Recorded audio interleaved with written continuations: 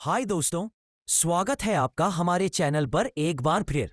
आज हम लेकर आए हैं एक ऐसा वीडियो जो आपको ले जाएगा सीधे मध्यकालीन भारत की सैर पर, वो भी उन विदेशी यात्रियों की आंखों से जिन्होंने 10वीं से 17वीं सदी के बीच यहाँ की धरती पर कदम रखा। ये लोग सिर्फ घूमने नहीं आए थे, बल्कि इन्होंने अपनी किताबों में भारत की पूरी कहानी लिख डाली। सोने की चिड़िया, मसालों की महक, हाथियों की परेड, शून्य का जादू और क्या क्या नहीं देखा इन्होंने। आज हम बात करेंगे 5 मशहूर विदेशी यात्रियों की। Al Biruni, Marco Polo, Ibn Battuta, Abdul Razzaq और फ्रांसवा बर्नियर। हर एक की नजर में भारत कुछ अलग था। कभी ज्ञान का खजाना, कभी व्यापार का बादशाह, तो कभी वास्तुकला का चमत्कार। तो टाइम मशीन तैयार है, चलो शुरू करते हैं ये रोमांचक सफर। 1. अल बिरूनी, 11वीं सदी, उज्बेकिस्तान। कौन था वे शख्स? अल बिरूनी कोई साधारण यात्री नहीं था। ये एक सुपर स्मार्ट विद्वान था जो उज्बेकिस्तान से आया। 11वीं सदी में महमूद गजनवी के साथ भारत घूमा और यहाँ की हर चीज को बारीकी से देखा। उसने किताब उल हिंद लिखी, जो उस दौर की सबसे डिटेल्ड किताबों में से एक है। उसे भारत इतना पसंद आया कि उसने यहाँ की भाषाएं, खासकर संस्कृत, सीखी। प्रशासनिक संरचना, छोटे छोटे राज्यों का जाल। उसमें देखा कि उस वक्त भारत एक बड़ा साम्राज्य नहीं था। यहां ढेर सारे छोटे छोटे राजा थे जो अपने इलाकों के मालिक थे। हर कुछ मील पर नया राज्य, नया राजा। उसने लिखा, यहां हर कोने में एक नया शासक मिलता है। क्या मजेदार देश है।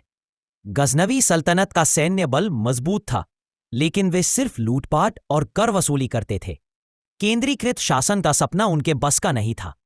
आर्थिक जीवन, सोने चांदी का खजाना। भारत का व्यापार देखकर अल बिरूनी दंग रह गया। हीरे, मोती, रेशम, सूती कपड़ा और मसाले, ये सब दुनिया भर में मशहूर थे। बंदरगाहों से जहाज विदेशों को माल ले जाते थे। खेती भी कमाल की थी। गेहूं, जौ, चावल और ढेर सारी सब्जियां। सिंचाई के लिए कुएं, नहरें और तालाब थे। उसने ये भी नोट किया कि यहाँ सोने चांदी के सिक्कों के साथ साथ वस्तु विनिमय, बार्टर सिस्टम भी चलता था। उसने कहा, यहाँ की अर्थव्यवस्था एकदम चमक रही है। सामाजिक और धार्मिक जीवन, नियमों का खेल। समाज में जाति व्यवस्था थी। ब्राह्मण सबसे ऊपर, फिर क्षत्रिय, वैश्य, शूद्र और अछूत सबसे नीचे। अल बिरूनी को यह सिस्टम सख्त लगा और उसने इसकी आलोचना भी की। धार्मिक माहौल देखा तो मूर्ति पूजा, तीर्थ यात्राएं और बड़े बड़े अनुष्ठान चल रहे थे। उसे कुछ रिवाज अंधविश्वास लगे, लेकिन वेदांत और सांख्य जैसे दर्शन उसे गहरे लगे। और हाँ, हमारा शून्य उसे इतना पसंद आया कि उसने लिखा, ये शून्य गणित की दुनिया का सुपरस्टार है। साहित्य, कला और स्थापत्य कला, ज्ञान का समंदर।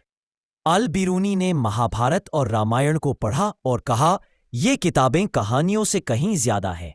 इनमें जिंदगी का फलसफा है। उसे भारतीय गणित, खगोल विज्ञान जैसे सूर्य चंद्र ग्रहण की गणना और आयुर्वेद का ज्ञान देखकर हैरानी हुई। मंदिरों की नक्काशी और पत्थरों की कारीगरी देखी, पर उसका फोकस उनके धार्मिक महत्व पर ज्यादा था। 7. मजेदार तथ्य, उसने भारत को ज्ञान का अनमोल खजाना कहा और दुनिया को बताया कि यहाँ का विज्ञान और दर्शन बेमिसाल है। क्या गजब का ऑब्जर्वर था ये। मार्को पोलो, 13वीं सदी, इटली। कौन था ये एडवेंचरर? मार्को पोलो एक इतालवी घुमक्कर था जो 13वीं सदी के आखिर में दक्षिण भारत, खासकर पांड्या राज्य आया। उसने the travels of Marco Polo लिखी, सुपर हिट हो गई। उसे जहाजों और समुद्र का शौक था और भारत की समुद्री ताकत ने उसे चौंका दिया। प्रशासनिक संरचना, समुद्र का राजा, पांड्या राजा अपने इलाके के बॉस थे। उनकी सेना मजबूत थी और कर वसूली का सिस्टम एकदम पक्का। उसने लिखा, ये राजा समुद्र के मालिक है, इनके जहाजों का कोई जवाब नहीं। बंदरगाहों से व्यापार चलता था और राजा की नजर हर चीज पर रहती थी। आर्थिक जीवन, मसालों और मोतियों का जादू। दक्षिण भारत के बंदरगाह लाइक क्विलोन और मालाबार व्यापार के सुपरस्टार थे। यहां से मोती, काली मिर्च, दालचीनी और सूती कपड़ा दुनिया भर में जाता था। भारतीय जहाज इतने बड़े और शानदार थे कि मार्को ने लिखा, ये तो समुद्र के महल है। उसने भारत की दौलत देखकर कहा, यहां सोना चांदी और रत्नों की बारिश होती है। सामाजिक और धार्मिक जीवन। रंग बिरंगा समाज। हिंदू मंदिरों में भव्य पूजा और त्योहार देखे।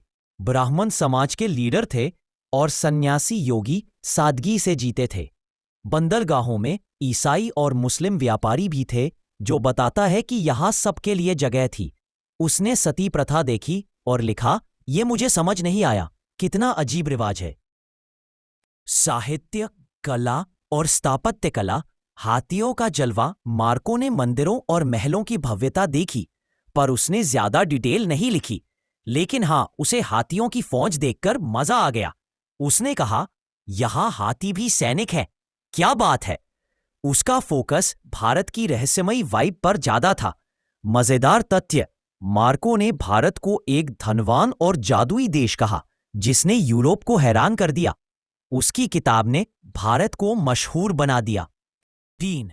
इब्न बतूता, 14वीं सदी। मोरक्को। कौन था ये घुमक्कड़? इब्न बतूता एक मोरक्कन ट्रैवलर था, जो 14वीं सदी में दिल्ली सल्तनत आया और यहां 10 साल से ज्यादा रहा। उसने रिहिला लिखी, जिसमें भारत की हर बात को बारीकी से बताया। उसे घूमने का इतना शौक था कि उसने दुनिया देख डाली। प्रशासनिक संरचना। सुल्तान का दबदबा। दिल्ली सल्तनत में सुल्तान सब कुछ था। उसकी सेना, मंत्री और जासूसों का जाल पूरे देश में फैला था। न्याय शरिया के हिसाब से होता था। इब्न ने सुल्तान मोहम्मद बिन तुगलक की अजीब हरकतें, लाइक राजधानी को दिल्ली से दौलताबाद शिफ्ट करना, देखी और लिखा, ये सुल्तान थोड़ा पागल है। आर्थिक जीवन। बाजारों की रौनक। दिल्ली के बाजारों में रेशम, मसाले, सोना चांदी और यहां तक कि गुलाम भी बिकते थे। खेती में चावल, गन्ना और गेहूं उगता था। सिंचाई के लिए नहरें और कुएं थे। उसने कपड़ा बुनाई और धातु के काम को देखकर कहा, यहां के कारीगर जादूगर हैं। सामाजिक और धार्मिक जीवन। सूफियों का जलवा। हिंदू और मुस्लिम साथ रहते थे, पर सत्ता मुस्लिमों के हाथ में थी। सूफी संतों का प्रभाव गजब का था। इब्न खुद उनके दरबार में गया और मसा लिया। उसने सती प्रथा और जाति व्यवस्था देखी, जो उसे अजीब लगी। उसने लिखा, यहां का समाज बहुत पेचीदा है। साहित्य, कला और स्थापत्य कला। इस्लामी शान, कुतुब मीनार और कुव्वत उल इस्लाम मस्जिद देखकर वो हैरान हुआ। उसने लिखा, ये इमारतें आसमान छूती हैं। सुल्तान का दरबार फारसी कविता और विद्वानों से गुलजार था। हिंदू मंदिरों पर उसने कम ध्यान दिया।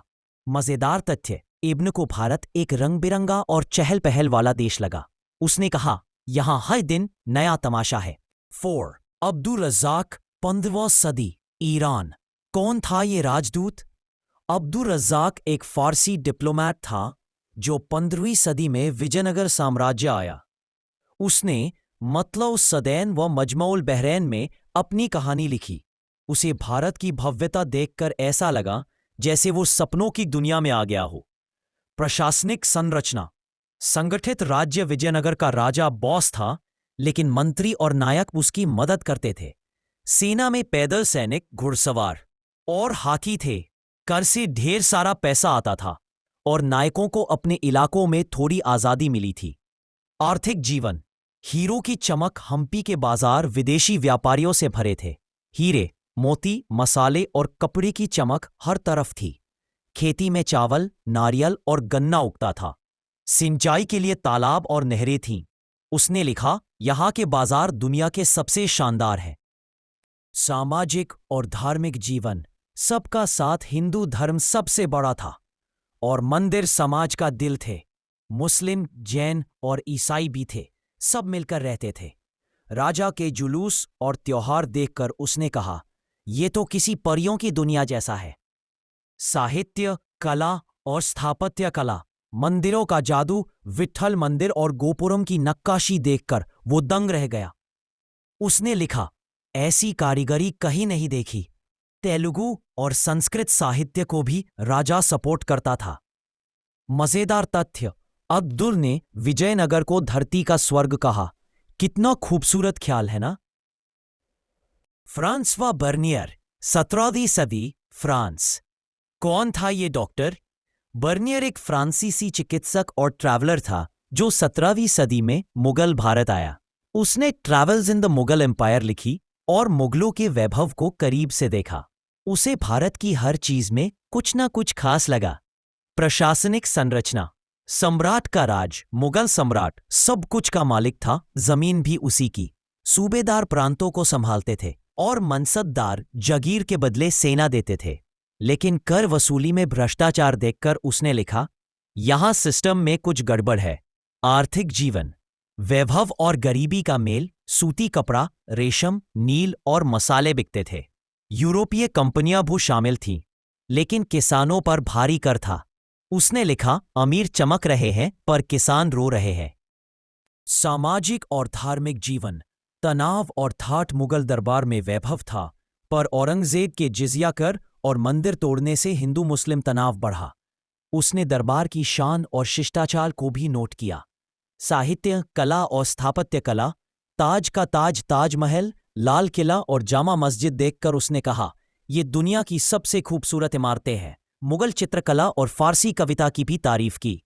मजेदार तथ्य, बर्नियर ने मुगल भारत को शानदार लेकिन उलझा हुआ कहा। क्या सही कैप्चर किया उसने।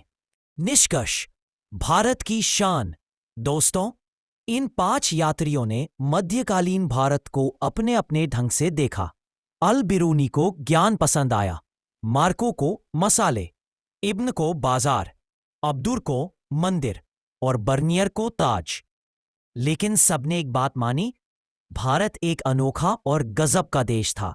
अगर वीडियो अच्छा लगा तो लाइक्स ठोक दो, शेयर करो और सब्सक्राइब कर लो। कमेंट में बताओ कौन सा यात्री तुम्हारा फेवरेट है। अगली बार फिर मिलते हैं। धन्यवाद।